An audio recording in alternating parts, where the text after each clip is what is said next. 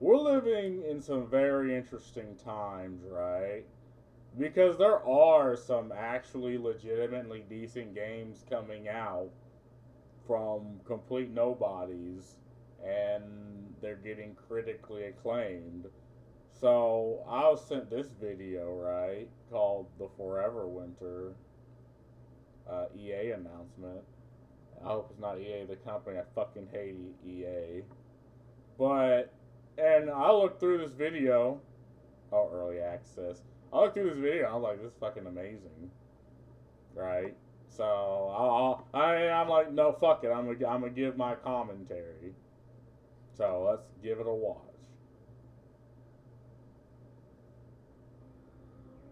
So, here's the deal. These past few months, we've had an outpour of positive reception from you guys around what we're creating, and we really want to get that game out to you sooner. That's why we're diving right into early access on September 24th, 2024. And a heartfelt thank you to everyone who participated in the beta. The team has been rocking around the clock to incorporate a ton of the feedback you guys gave us, and we can't wait to share the progress. Now, I don't believe anyone should have to pay more than 50 USD for a game. And if you want to support the team above and beyond the initial price point, that is awesome, and we really appreciate it. There will be a special edition with the game's soundtrack and Jason's awesome tunes. But that should be your choice, based on how much you guys dig the game. So the Forever Winter is going to be $27 at early access. Yeah, and people, I don't know, somewhere along the lines, like at one point people believe that price doesn't really matter. I think to an extent it does, but what people really care about is, say, the value composition, right? Or like the price per value you get. The problem is we get games that demand 50, 60, 70, $80 that really have the value of a 20 or a $30 game, right? And I don't really know how much money per value is acceptable, right? Because I've played games that weren't entirely long. Like there's a lot of roguelikes that, well, the point is to go through it and die, then go back, go through it again and die, and go back, and you get better things as you go. So games like roguelikes demand you put the more time you put in them, the better outcomes. But then you have games like the old Halo, which, like, I personally think most of the value for me in those come from the campaign, and the multiplayer is just an additive. But companies will disagree. This is why some games are only multiplayer, right? And don't really have single player aspects because that's where the money, that's where you know, the financial aspect is, right? It's where they can put the most value in. They can sell skins, they can sell characters, and this, that, and the other. So this is what companies think, and I guess it's completely subjective. But I mean, at $27, just from what I've seen, I'm into this. I'll probably end up playing this game in early act. I'm really not into many early access games, but I've been surprised. I'd rather games just come out. Like I played Celico, it was early access. Terra Invicta, I probably have $300 in that hours in that game. It's early access. Fucking Pal World. But again, what I've seen, I'll probably end up playing this game. $27 at early access. There will be zero pay-to-win solutions. You will earn your gear via skill or luck, and you will not be able to buy your way into Nirvana. You will never be charged for a new character, because that's the way it should be when you buy a game. You will not be charged for maps, guns, additional quests, new bosses, and more. That nickel and diming shit is for the birds. We will charge for skin packs. Yeah, you see, and those things are just selling points at this point. Like telling your characters, telling your consumers, you're not going to have to pay for any of this bullshit. You'll just get it through playing the fucking game. That adds more value to the game as opposed to making the game and demanding people insert money to increase their value, right? Inject cash just to make the value. And I'm looking at the designs, right? And at first I was like, these don't really look like appealing characters. But in a game like this, right, I don't think people really care if the game's good. Sales there will go to supporting the character team and allowing us to make even more baller characters. Yeah, like if you just look at the overall design, it looks like shovelware type of character designs. But this game looks good, and I'm gonna continue through this, but you don't care about how the characters look because the point, in one, this is early access, and two, the point is the atmosphere of the game. Now, why do all this? I fondly remember a time growing up in the 90s when you could go to CompUSA and buy a box copy of Command & Conquer, Giant Citizen Kabuto, or KK&D for $50 or less and be set for months. I'm really hoping we can get back there. Yep. Now, and that you have expansion packs, right, which were additives to the game. Now, there was an entire argument on DLC, and I swear I'm not going to keep talking. I'm going to let him talk. But yeah, back then you bought a game, you played a game, and you beat the game, and you moved on to other fucking banger games. Now, for me it'd be the early 2000s, right? But it is proof that people just want to go back to those times. People don't want to get nickeled and dimed in some live service game. So I think if you are an indie developer, right, having these aspects is just a selling point. Now for the roadmap. We really respect what the homies did with Ready or Not. Having the balls to release Greybox maps into their map lineup was incredible. So we're taking a page out of their book. We will give you one work-in-progress map early, so you guys can scope it out, have some fun, and hopefully give the team some super helpful feedback, so we can make them even more kick-ass when they drop fully. Taking it one step further, we want the community to get a chance to vote on which bosses and which features we bring online first in our post-launch plan. Anyone who bought the game will get access to an exclusive channel in our Discord. There, you will be able to vote on what or who drops next.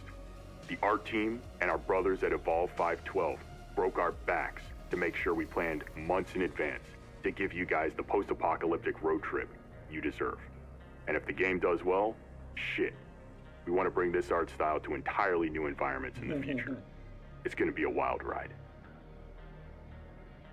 Now let's talk hosting. Regardless of how many people play, you will always be able to play with your friends locally and via peer-to-peer hosting. And that's amazing, right? I mean, peer-to-peer is really only bad if you're playing with someone across the world. But I think even then, For Honor had peer-to-peer, and it was an atrocity. But then again, For Honor, when it first came out, was an atrocity. It got better. But yeah, I mean, peer-to-peer means you don't really need the best internet if you're playing with people, in the same country, right? And again, the point is to make the game, because people talk about accessibility, right? But no one takes price into consideration. Two, nobody takes, if your computer can even run the game, so graphical fidelity, right? You have these AAA games that believe that they say they're the most accessible, right? But if you don't have a 380 or a 410, 420 Ti, you can't run the damn game, right? And I'm not even saying you can't run these games at low. I'm saying you can't run them at all.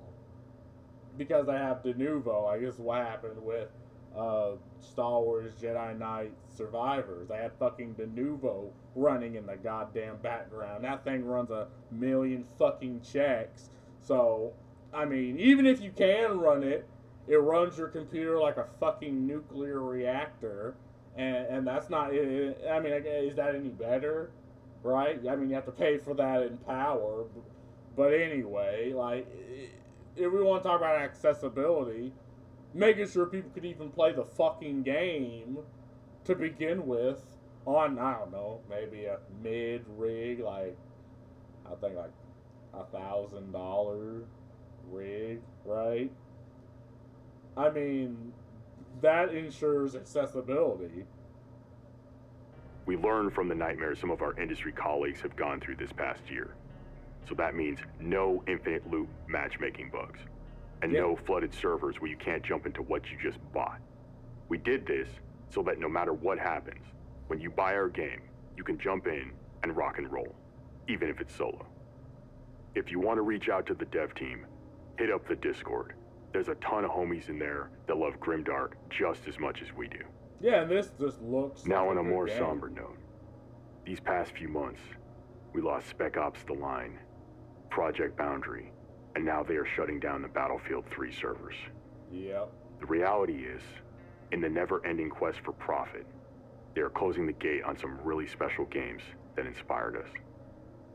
Games cost more now to develop than they ever have, and that means risk mitigation is priority 1, 2, and 3. And remember, it's not their fault. They're a product of their environment. And that's why this year has been so inspiring to see other crews breaking out of that muck to bring the magic. Yep. One ammo belt at a time. And the problem is that with that, it's like, okay, do you really own your game if they can just shut it down at any point, right? And we've been over this before, right? But again, most like licenses exist to protect the company. They don't really exist to protect the consumer. And I think that's the problem, right? And as far as like internet ownership, you know, fossils that are, you know, judges and that make these decisions still think we're in the early 2000s, late 1990s, where you buy a product digitally and you own it, right? So they'll be like, oh, if you don't like it, don't sign up. But again, in certain products, if you buy the product, you have to accept the terms of services. Otherwise, you can't play the fucking product. And in the case of Disney, apparently they can kill your fucking wife and nothing happens, right? You can't sue them, right? Most terms of services just protect the company from you, the consumer. They treat you like the bad guy. And that's the issue, right? Yeah, I had this discussion with some people at work, and it boggles my mind that people are okay with this. And again, it's people who have never really need to sign up for it. But it's like, you know, your kids are going to have to worry about this. Your kids' kids are going to have to worry about this, right? Just because you're 70, 80, 90 years old, born in the Stone Age, and you don't need to worry about it, doesn't mean it's not going to be a problem.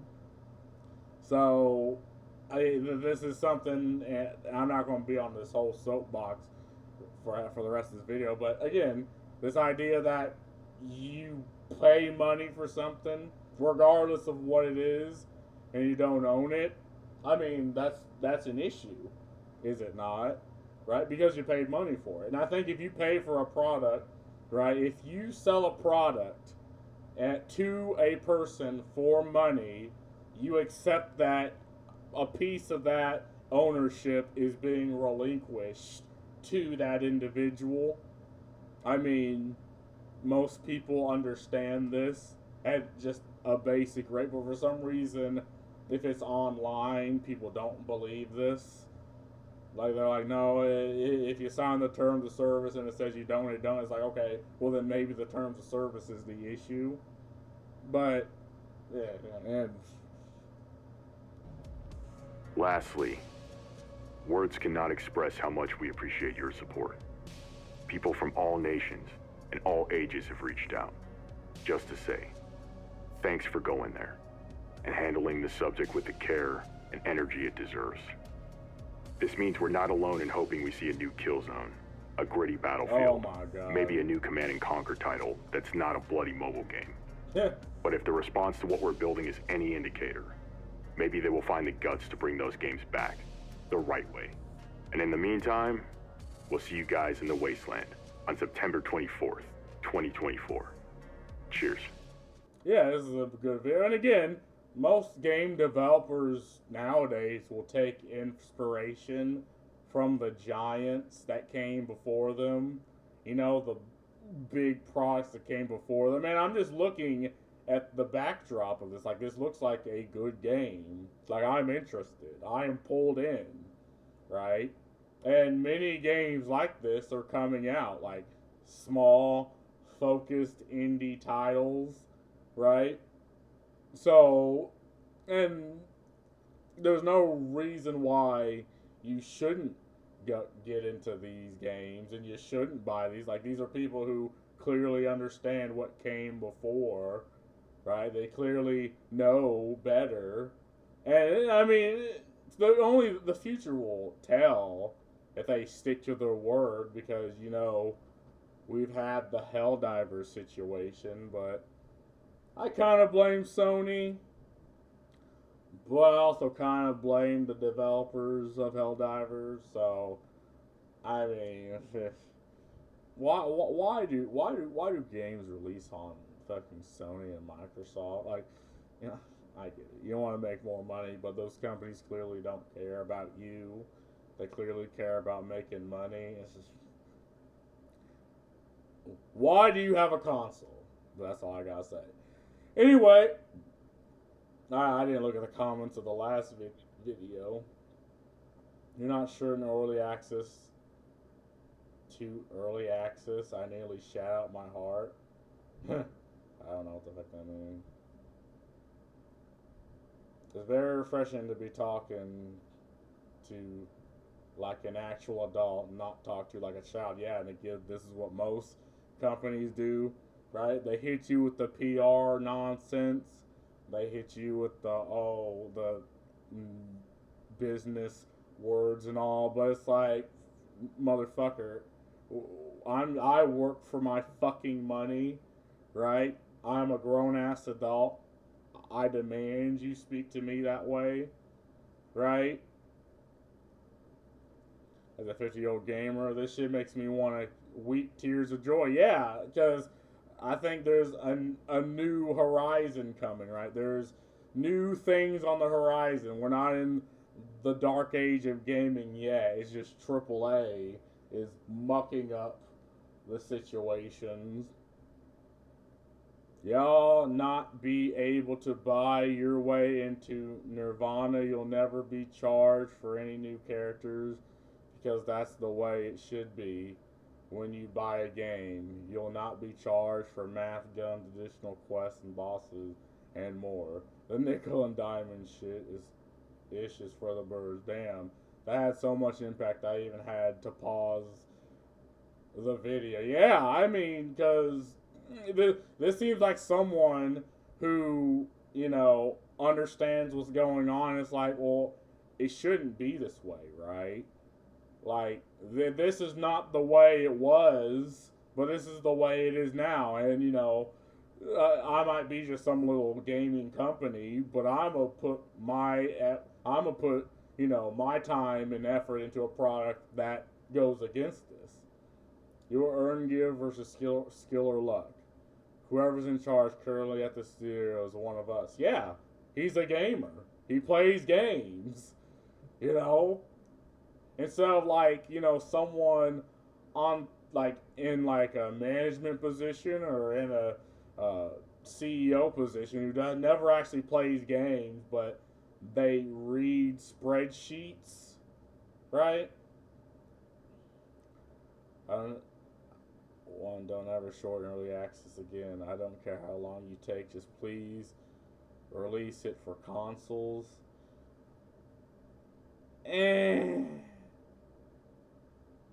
See, that's the problem with releasing. There's a problem with releasing for consoles is, again, you get the shit Sony tried to pull on Helldivers. And it did work, but it also, even after that, they pulled back. So,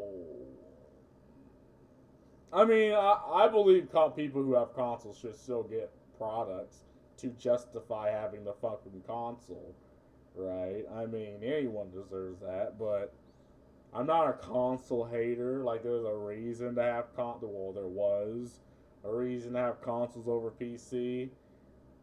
It's just nowadays it's difficult to find that reason. I freaking love the studio, man. This is peak of what a game of what a studio should try to be. Fixed prices, no paid DLC, never charging for maps, outright praising the RON team. My God, I freaking love you guys. Thanks for making the game scene better. And again, this is all the big ask, right? But I do believe, they intend on making good to this. I guess my only thing is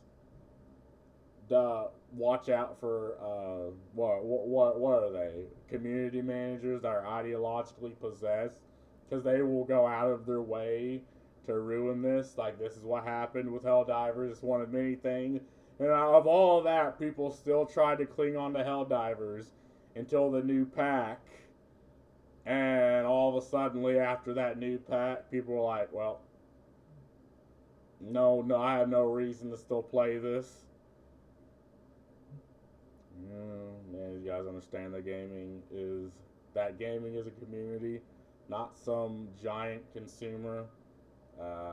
I mean, we're gamers, right? Communities just every time I hear the something community, it makes my skin crawl because it's used by people who just want to have power over you, simply based off insignificant premise that you play games, which is significant in its own right. But I have nothing in common with you. But yeah, I mean, we are people who play games. We are the consumer, and it's nice that at least this company, for what we see, they understand that and will put time, money, and effort to treat us like such. But anyway, that's all I gotta say about this. I am hyped for this fucking game now. Peace.